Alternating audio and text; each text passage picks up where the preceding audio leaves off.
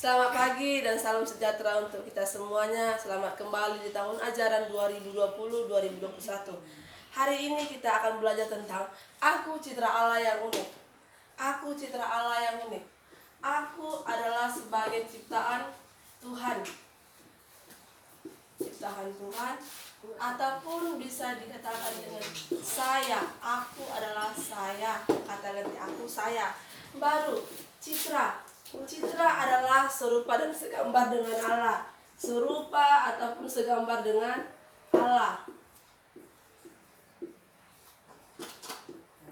Oke, serupa dan segambar dengan Allah. Baru unik.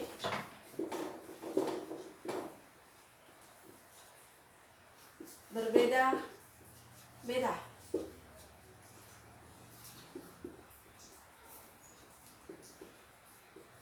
Oke, bisa kita simpulkan, aku citra Allah yang unik adalah aku sebagai ciptaan Tuhan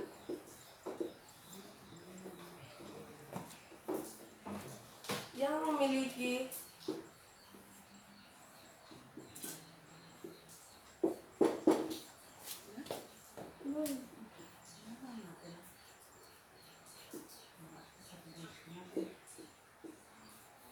perbedaan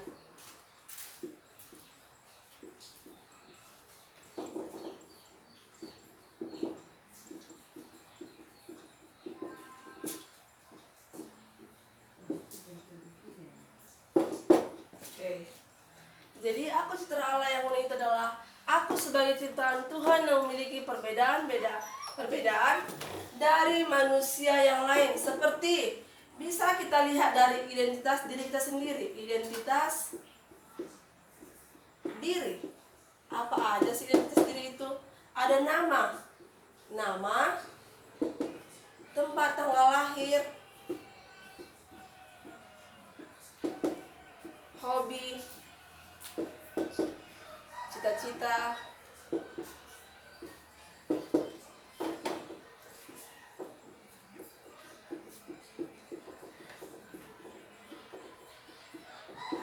oke.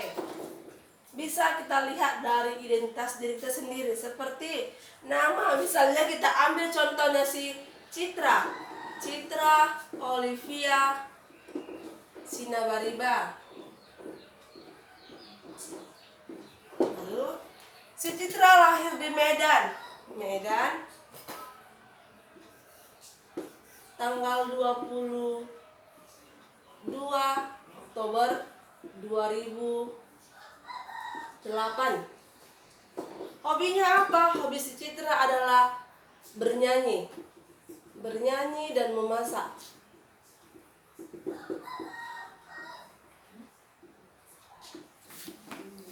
Oke.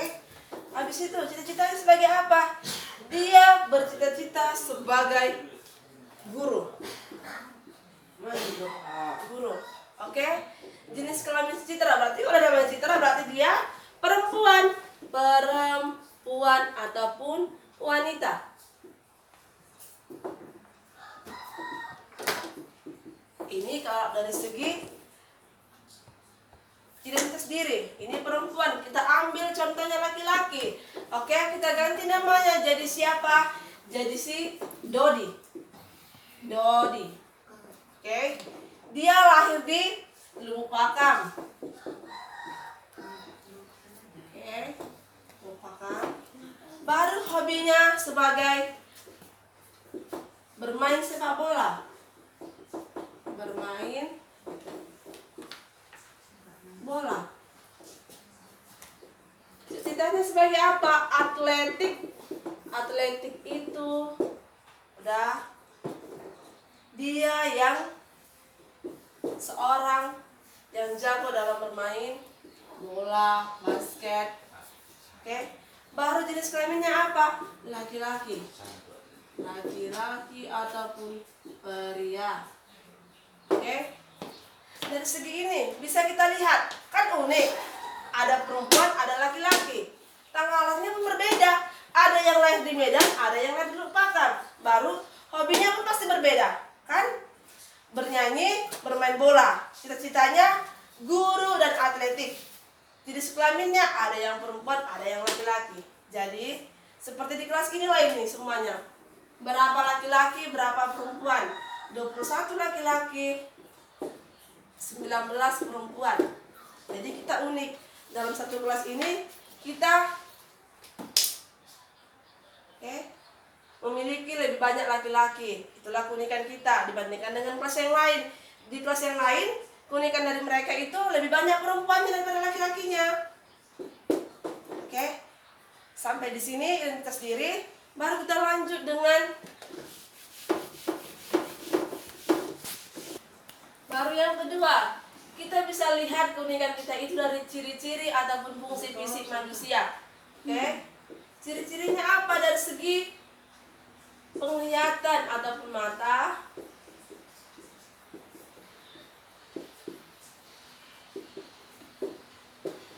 hidung, telinga,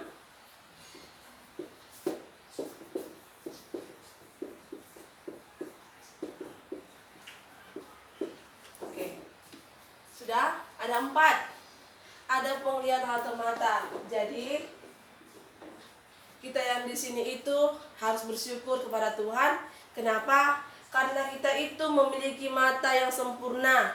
Mata yang sempurna yang mampu melihat baik dan buruknya atau jorok maupun bersih di lingkungan kita, baik lingkungan sekolah maupun lingkungan rumah, lingkungan gereja.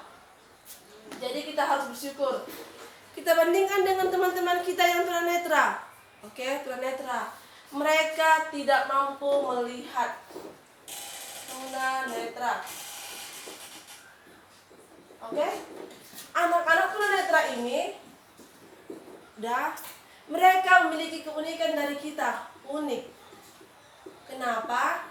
Karena di balik penglihatan mereka yang tidak mampu untuk melihat, tetapi mereka mampu untuk berkarya, melakukan suatu karya seperti mereka bernyanyi, baru mereka menjahit, baru mereka melukis. Jadi dari keunikan mereka itu diberikan Tuhan suatu kemampuan atau suatu talenta yang lain daripada yang lain, yang tidak dimiliki manusia yang lain. Oke?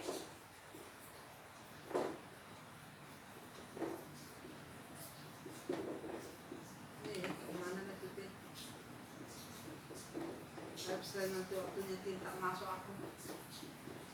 Baru hidung. Hidung. Fisik hidung ini ada 2. Ada yang pesek, ada yang mancung. Jadi kan unik. Dalam kelas ini kita lihat hidungnya si Citra itu pesek, hidungnya si Dodi itu mancung. Kan unik. Berarti di kelas ini dari segi penglihatan tadi pun mereka kita udah unik, apalagi dari segi hidung. Hidung pesek,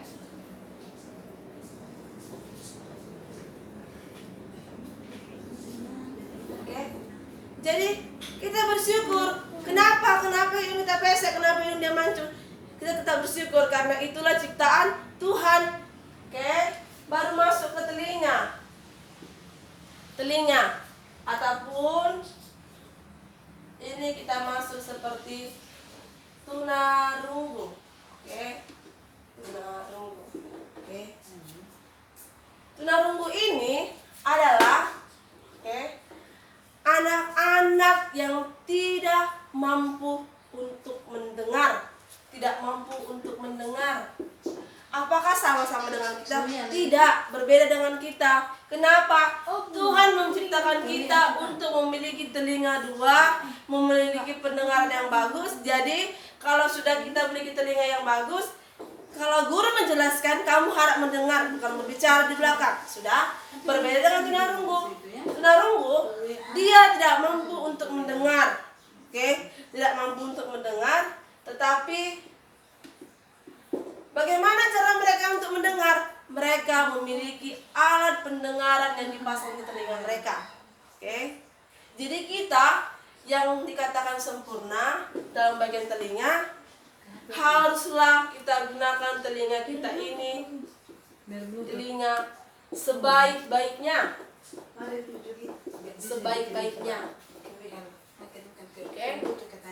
Bukakan dulu lututnya. Bukan. Iya. Apa yang kamu dengar dari sini, apa yang kamu dengar dari sana, kamu sampaikan kepada orang. Bukan seperti telingamu, tapi jika kamu mendengar yang baik, lakukanlah yang baik. Jika kamu mendengar yang buruk, jangan kamu lakukan. Oke? Baru otak atau akal budi. Otak atau akal budi.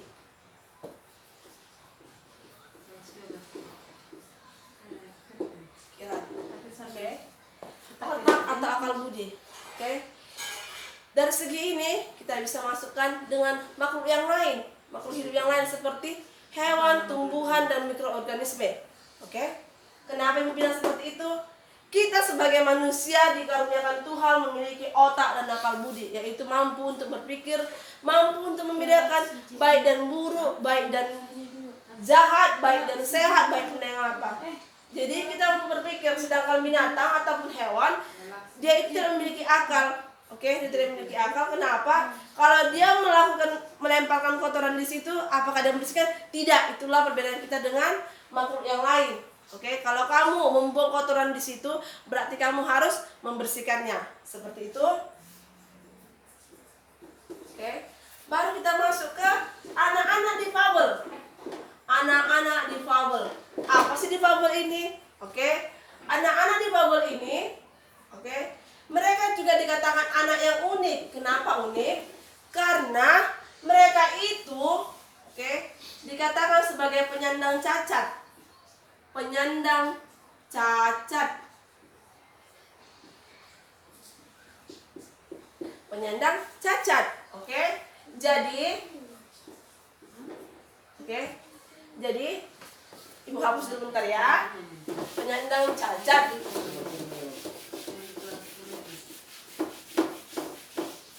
Oke. Penyandang cacat seperti Nick. Tahu Nick? Tahu Nick itu? Nick itu adalah anak difabel. Kenapa ibu katakan difabel? Karena Nick tidak memiliki kaki dan tangan. Oke. Tetapi di balik keunikan Nick, dia itu memiliki suatu talenta yang diberikan Tuhan di dalam dirinya. Oke, di dalam dirinya dia adalah sebagai atletik renang. Atletik renang. Oke, dialah adalah atletik renang. Kenapa ibu katakan di balik kaki dan tangan yang tidak ada, tetapi dia juga berusaha, dia bangkit untuk bisa dan mampu membuktikan kepada manusia, kepada kita, kepada semua orang bahwasannya itu di balik fisik yang tidak dia miliki itu, tetapi dia memiliki suatu prestasi yang banyak dibandingkan dengan kita. Kita yang memiliki kaki dan tangan yang sempurna aja belum tentu mahir dalam berenang. Oke?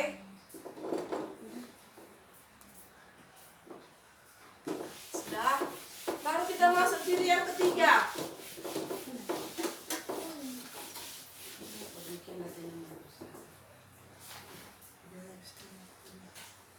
Kepribadian. Kita masuk ke kepribadian kita. Kepribadian.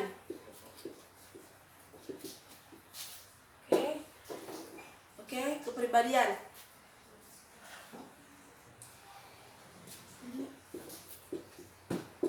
Sifat, pandangan,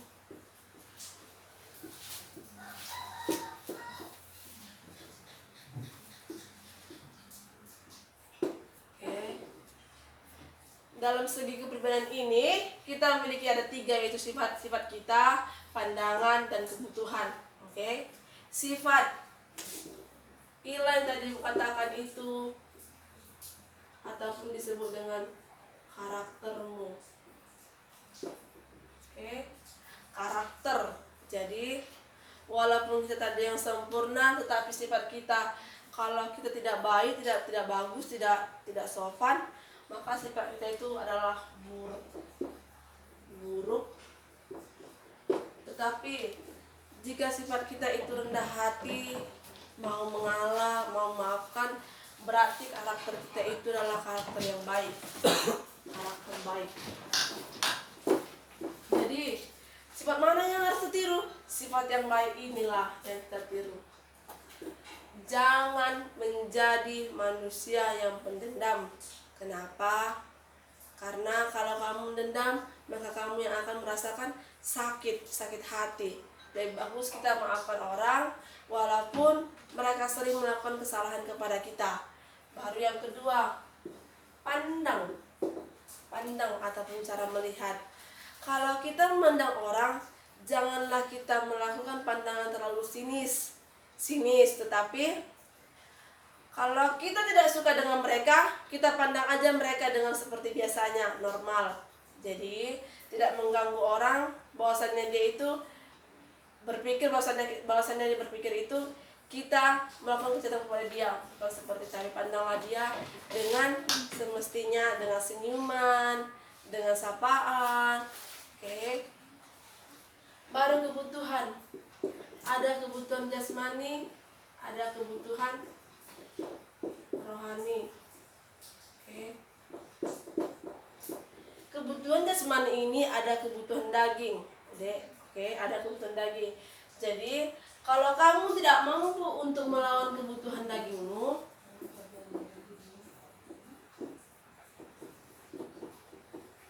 kebutuhan daging, janganlah kamu berpura-pura seperti orang kaya.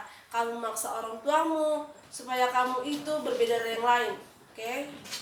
Kalau orang tuamu tidak mampu, tidak dalam perekonomian, jangan kamu memaksa dia. Mak, saya harus seperti dia. Bukan. Kamu lebih bagus unik, kamu lebih bagus dari manusia yang sederhana. Oke? Yang dimiliki kamu tidak dimiliki orang lain. Tapi jangan kamu paksa orang tua, harus saya seperti manusia yang kaya ini. Kan?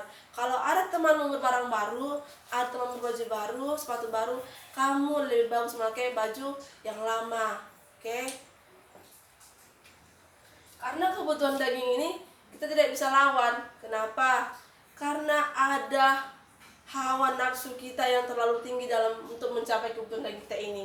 Seperti yang kalian bilang, hari ini si Olivia baju baru si Dodi merasa iri. Karena apa? Karena dari segi orang tuanya hanya sebagai pekerja pembantu rumah tangga orang lain. Jadi untuk makan aja dalam keluarga si Dodi ini sudah bersyukur, apalagi untuk mencapai kebutuhan daging anaknya seperti yang tadi bilang itu baju baru. Oke. Baru rohani, kebutuhan rohani. Di sini banyak-banyaklah berdoa, banyak-banyak bersyukur. Oke. Banyak-banyak bersyukur, rajin ke gereja. Setiap malam jangan lupa untuk berdoa. Oke. Sekian materi dari Ibu. Tugas hari ini baca Kejadian 1 ayat 26 sampai 28. Oke. Baca, baru kamu rangkum.